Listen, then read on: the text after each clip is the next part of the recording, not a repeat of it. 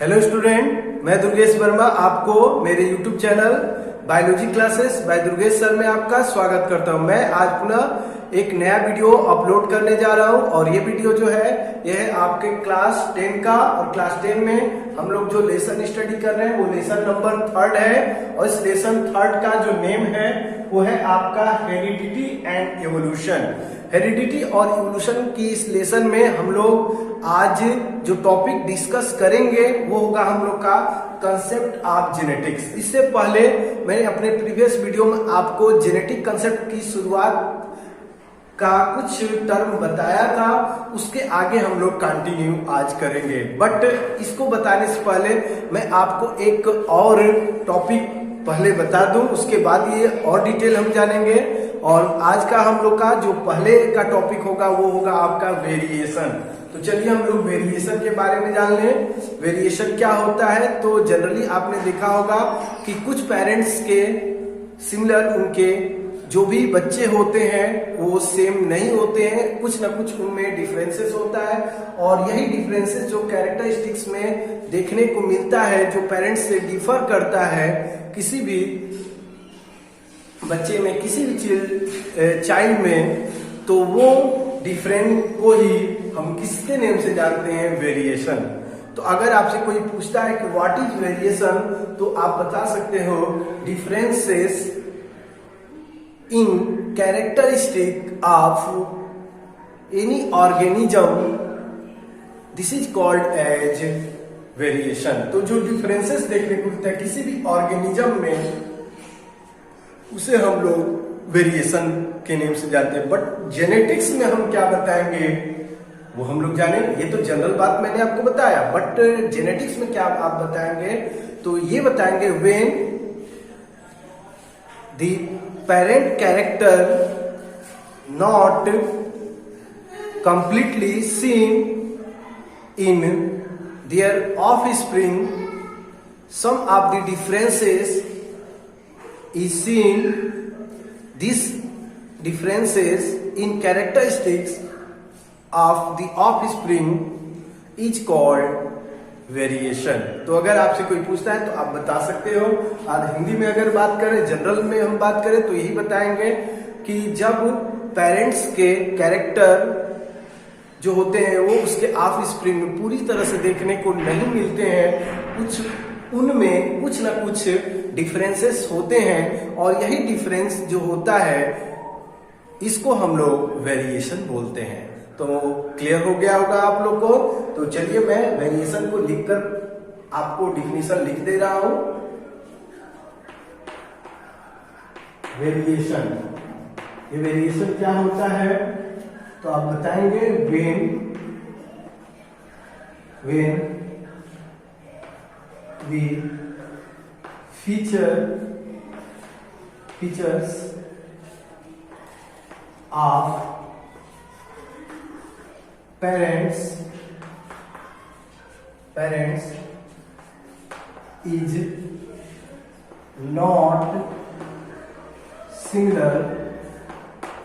not similar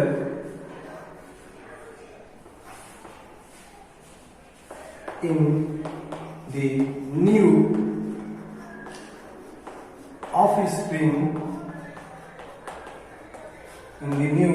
offspring, this difference is called variation. This difference is called variation. तो बताया गया है बेटा, अच्छे से समझना। When the features of parent, जो पेरेंट्स के फीचर मतलब जो लक्षण होते हैं, कैरेक्टर होते हैं, जो पेरेंट्स के किसी ऑफस्प्रिंग में देखने को मिलते हैं, अगर वो फीचर्स न देखने को मिले इसमें न्यू ऑफस्प्रिंग में, तो यह जो डिफरेंस देखने को मिलता है, यह जो डिफरेंस होता है, इस डिफरेंस को हम लोग वेरिएशन के नेम से जानते हैं। ये आप बताओगे। ये वेरिएशन जो होता है, अगर फॉर एग्जाम्पल में बात करें तो बहुत सारे फीचर्स हैं। जस्ट लाइक आप मान लीजिए एक आप फीचर और कैरेक्टर अगर ले लें, जैसे मैंने आपको बताया था हाइट का ही अगर ले लें, तो हाइट में अगर मान लीजिए कि पेरेंट्स दोनों टॉल हैं, और पेरेंट्स में that means mother and father दोनों टॉल हैं, और उनका जो ऑफ स्प्रिंग है वो आपका ड्वार्फ हो जाए, तो ये जो डिफरेंस देखने को मिलता है, इसी डिफरेंट को हम लोग वेरिएशन के नेम से जानते हैं। इसके साथ एक और कैरेक्टरिस्टिक्स, एक और फीचर को हम लेकर अगर बात करें तो वो हो जाएगा आपका ईयर लोब। ये ईयर लोब होता है, आप देख सकते हो ये मेरा अटैच है, कुछ लोगों में ये फ्री होता है। तो अगर मान लीजिए कि पेरेंट्स के ईयर लोब जो है वो अटैच हो और उनके ऑफ स्प्रिंग का जो ईयर लोब हो अगर फ्री हो, तो वो भी आपका हो जाएगा वेरिएशन। तो मैं आशा करता हूं कि आपको वेरिएशन समझ में आ गया। तो एग्जाम्पल आप बता सकते हैं, आपका क्या हो जाएगा? For example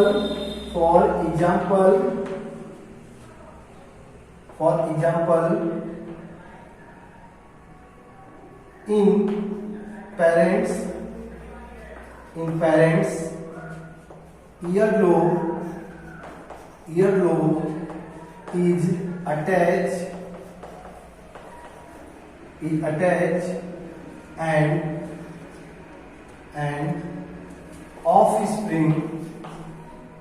and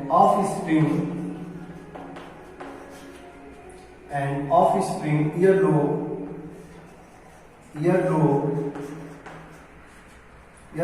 free, this is called variation। तो मैंने क्या लिखा है कि अगर पेरेंट्स में ईयर लोब अटैच होते हैं और ऑफ स्प्रिंग जो है उसमें ईयर लोब अटैच न हो, फ्री हो, तो यह क्या कहलाएगा? आपका वेरिएशन। तो इसमें एक और वर्ड जोड़ लीजिए और अच्छा हो जाएगा इफ इन पेरेंट्स। और देखिए कितना अच्छा हो जाएगा, if in parents ear lobe is attach, अगर पेरेंट्स में ईयर लोब अटैच है एंड ऑफ स्प्रिंग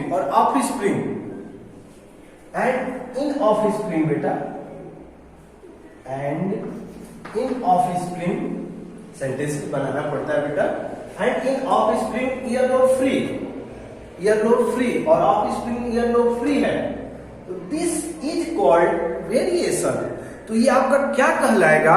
ये वेरिएशन कहलाएगा। ये आप लोग याद रखिएगा।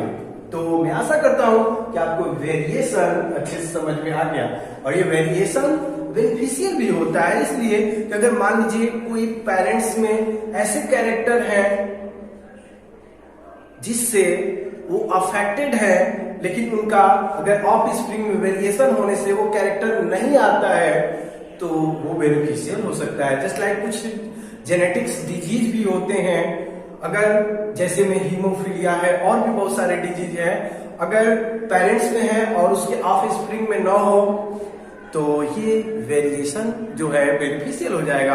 आर्थराइटिस का नेम आपने सुना, गठिया का नाम। तो कुछ ऐसे भी होता है कि किसी न किसी पेरेंट्स में या आपके ग्रैंडफादर दादा में हो, और दादा में हो बट पिताजी में ना हो और आप में भी ना हो, तो ये वेरिएशन जो आ जाएगा, ये वेरिएशन जो होगा, दिस इज बेनिफिशियल। ओके बेटा।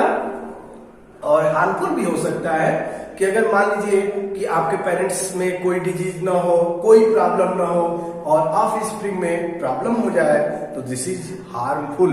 But mostly cases variation is beneficial. यही वेरिएशन है जिस वेरिएशन से आज हमारी और आपकी इवोल्यूशन हुआ है।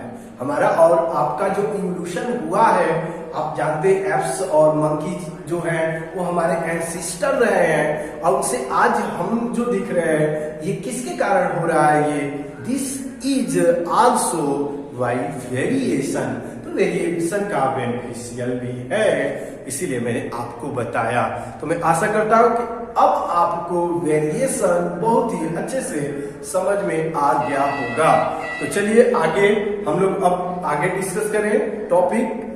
तो क्या आगे हम लोग डिस्कस करेंगे, तो वही होगा आपके कंसेप्ट ऑफ जेनेटिक्स, जो हम आपको प्रीवियस वीडियो में कुछ बताए थे। तो चलिए उसको कंटिन्यू करते हैं।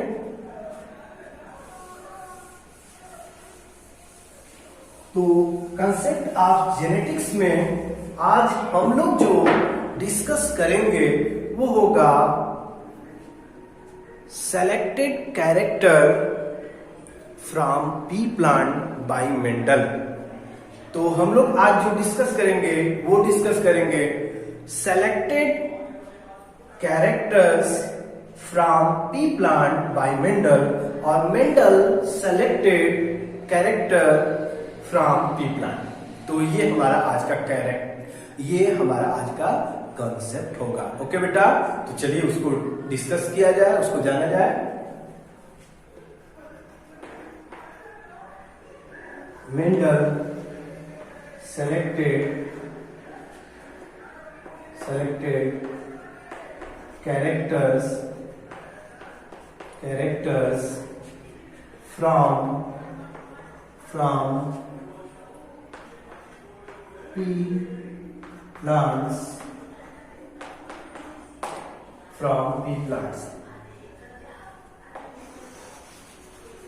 तो मेंडल सेलेक्टेड कैरेक्टर, मेंडल के द्वारा जो selected character from pea plant, उसके बारे में हम लोग डिस्कस करेंगे। तो चलिए उसको आज स्टडी किया जाए। तो बताएंगे मेंडल ने 7 ईयर में, मैंने आपको बताया था 7 ईयर में from pea plant 7 characters selected. Mendel ने 7 ईयर में 7 कैरेक्टर को सेलेक्ट किया था पी प्लांट से। तो आप लिख सकते हैं मेंडल वेयर सेलेक्टेड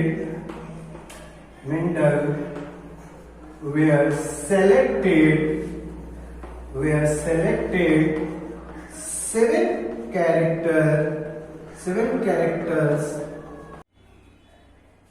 तो आप बताओगे Mendel were selected 7 characters from pea plants. Mendel ने 7 कैरेक्टर्स को सेलेक्ट किया था पी प्लांट से फॉर देयर एक्सपेरिमेंट, अपने एक्सपेरिमेंट के लिए। तो चलिए उन 7 कैरेक्टर को हम लोग डिस्कस करें, जाने कौन कौन से कैरेक्टर थे जिसको उन्होंने सेलेक्ट किया था। तो उसके लिए हम लोग को कॉलम बनाना पड़ेगा। एक कॉलम बना दिया जाए फर्स्टली।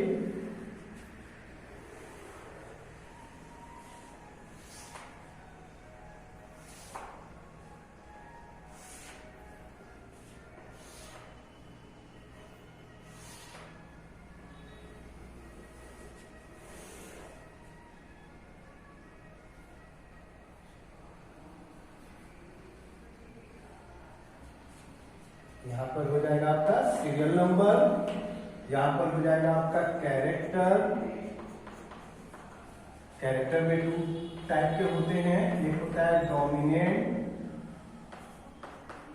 और एक होता है आपका रेसेसिव।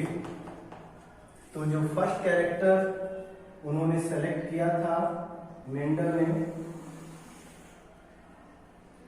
इसके बाद 7 कैरेक्टर हम लोग जानेंगे, सॉरी 3rd कैरेक्टर, इसके बाद 4, 5, 6 और एक फिर मैं लिख दूंगा बेटा। तो फर्स्ट कैरेक्टर जान लो, वो था आपका स्टेम हाइट। और स्टेम हाइट में था आपका tall and dwarf. Second flower position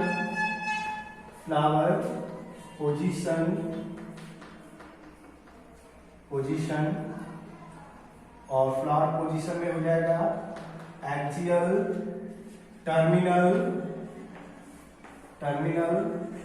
इसके बाद 3rd कैरेक्टर में आपका हो जाएगा सीड शेप और सीड शेप में हो जाएगा आपका राउंड,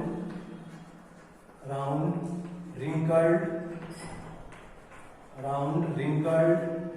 इसके बाद हो जाएगा फोर्थ कैरेक्टरिस्टिक्स में आ जाएगा आपका सीड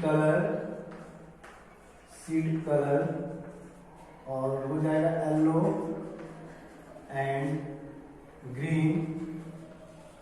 इसके बाद हो जाएगा आपका 5 नंबर में फ्लावर कलर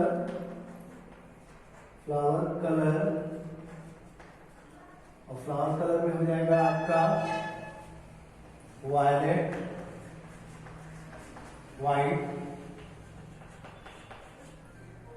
इसके बाद 6 नंबर में एक कैरेक्टर फिर लिख दे रहा हूं अभी। 6 में हो जाएगा पॉट कलर और पॉट कलर में आपका हो जाएगा ग्रीन येलो। एक कैरेक्टर और बाकी है, तो वो कैरेक्टर को अगर मैं 7 कैरेक्टर यहां करके लिख दूं तो कोई डाउट नहीं होना चाहिए बेटा। और 7 कैरेक्टर में आपका हो जाएगा पॉड शेप और पॉड का जो शेप होता है वो आप लिख दोगे, आपका हो जाएगा यहां पर आपका सीरियल नंबर कर दो, यहां पर आपका कैरेक्टर्स डोमिनेंट डी लिख दो, आर लिख दो। तो पॉड का शेप जो होगा वो हो जाएगा इनफ्लेटेड और हो जाएगा इधर कंस्ट्रिक्टेड बेटा सिकुड़ना, ठीक ना। तो ये 7 कैरेक्टर मेंडल ने सेलेक्ट किया था from pea plant for their experiment. Okay, तो फर्स्ट है स्टेम हाइट, इसको समझते ही आप। स्टेम हाइट पे एक टॉन होगा, एक ड्वार्फ होगा। अक्सर आपने देखा होगा अपने गांव में वेराइटी डिफरेंट वेराइटी आ रही है आपके पी की। देखते हैं किसी पी के प्लांट का जो स्टेम होता है वो टॉल होता है, थिन होता है, बट किसी का आपने देखा होगा छोटा होता है। अक्सर आपने देखा होगा बेटा, मुझे आशा है कि आपको समझ में आ रहा होगा। इसके साथ आपने देखा होगा फ्लावर का पोजीशन। अगर फ्लावर का पोजीशन बात करें एक्सियल एंड टर्मिनल, एक्सियल का मतलब होता है बेटा अगर ये पी का प्लांट हो जाए, ये पी का प्लांट है और इस पी के प्लांट में ये ब्रांचेज हो जाए और ब्रांचेज में आप जानते हो कि ये लीफ हो जाएगा, ब्रांचेज में ये आपका लीफ हो जाएगा। और उसके साथ आप देखोगे अगर फ्लावर इस पोजीशन पे है, ये फ्लावर, इसको एफ कर दे रहा हूं फ्लावर, और फ्लावर इस पोजीशन पर लगा है, यहां ना लगकर इस साइड में लगा है, तो आपका हो जाएगा एक्सियल, वो आपका हो जाएगा एक्सियल बेटा। और अगर आपको अगर सेकंड कैरेक्टर में हम बात करें तो ये हो जाएगा, और ये अगर ब्रांचेज हो जाए और फ्लावर जो है इस पोजीशन पे अगर देखने को मिले, तो फ्लावर इस पोजीशन पर आपको देखने को मिले, तो ये हो जाएगा आपका फ्लावर और ये हो जाएगा आपका टर्मिनल टिप पर। तो मैं आशा करता हूं आपको समझ में आ गया होगा कि ये क्या मैं बता रहा हूं। ओके, तो फ्लावर का पोजीशन हो जाएगा आपका एक्सियल एंड टर्मिनल, कंफर्म। इसके बाद है सीड का शेप। सीड का शेप में आपका हो जाता है राउंड, मतलब आप जानते हो यार, और रिंकल का मतलब होता है थोड़ा सा दबा, तो ये हो जाएगा रिंकल्ड, कंफर्म हो गया। इसके बाद नौका आपके बुक में बनाया है फिगर, आप देख लेना बेटा, क्वेश्चन में फिगर भी शो किया है, उसे कंफर्म हो जाएगा। इसके बाद आपका सीड शेप हो ही गया। इसके बाद सीड कलर, और सीड कलर में एक येलो कलर का हो गया और एक आपका क्या हो गया, ग्रीन कलर का। मैं आशा करता हूं आपको समझ में आ गया। इसके बाद फ्लावर कलर, तो वायलेट एंड व्हाइट आपने देखा होगा पी प्लांट का। इसके बाद पॉट से green and yellow, pot colour green and yellow. Pot आप जानते हैं ना, जिसमें पी के सीड होते हैं और ऊपर से आपका कवर रहता है। आप अक्सर ये सीड निकालने के लिए जिस पार्ट को हटाते हो वो आपका कहलाता है पॉट। तो पॉट आप बता सकते हो, पॉट का कलर कैसा होता है, ग्रीन और येलो। ये डोमिनेंट और रिसेसिव मैं बताऊंगा आपको। मैं जानता हूं कि आपके माइंड में आ रहा होगा what is dominant and what is recessive, तो मैं आपको जरूर बताऊंगा। देखिए इन टर्म को समझाने के बाद पक्का मैं बताऊंगा। ओके, इसके बाद हो जाएगा आपका पॉड शेप, और पॉड शेप में हो जाएगा इनफ्लेटेड एंड कॉन्स्ट्रिक्टेड। ये आप बताओगे। तो इन्फ्लेटेड का मतलब कुछ कुछ जो इसमें सीड भरा होता है आप देखते हो, और वो पूरी तरह से इन्फ्लेटेड मतलब फुला होता है, भरा होता है और फुला होता है। कुछ में थोड़े कम सीड होते हैं और थोड़ा सा दबा होता है, तो हो जाएगा कॉन्स्ट्रिक्टेड। तो मैं आशा करता हूं कि आपको ये बातें समझ में आ गए होंगे। अब डोमिनेंट और रिसेसिव टर्म को हम लोग को स्टडी करना है, फिनोटाइप जीनोटाइप को स्टडी करना है। तो डोमिनेंट का अगर जनरली मैं बताता तो मान लो कि अगर पेरेंट्स में मदर और फादर दोनों के बीच अगर क्रॉस होता है, और क्रॉस होने के बाद जब उनका एक न्यू ऑफस्प्रिंग बॉर्न होता है, और वो न्यू ऑफस्प्रिंग में अगर आपके वो न्यू ऑफस्प्रिंग में मान लीजिए कि फादर टॉल है, मदर थोड़े से छोटे हैं, और उनका जो बेबी हुआ वो एकदम फादर के इक्वल हो गया, फादर के इक्वल हो गया। तो इसका मतलब कि जो हाइट है टॉल, मैं पहले ही बताया हाइट में टॉल जो है वो डोमिनेंट है। तो वो क्या कैसा कैरेक्टर हो गया? डोमिनेंट हो गया। अगर वही आपका बेबी इस छोटा हो जाता तो हो जाता है रिसेसिव। तो न्यू ऑफस्प्रिंग अगर छोटा हो जाता, फर्स्ट जनरेशन का न्यू ऑफस्प्रिंग अगर छोटा हो जाता, पेरेंट्स में मदर के साइज का हो जाता, फादर के साइज का नहीं होता, तो वो रिसेसिव हो जाता। तो ये है आपका डोमिनेंट एंड रिसेसिव। तो मैं आशा करता हूं कि आपको अब मेरी बातें समझ में आ गई होंगी। नेक्स्ट वीडियो में और डिटेल में आपको बताऊंगा। तो यहीं पर मैं अपने लेक्चर को रोक रहा हूं, एंड कर रहा हूं। अगले लेक्चर में, अगले वीडियो में मैं और डिटेल बताऊंगा। Okay, thank you.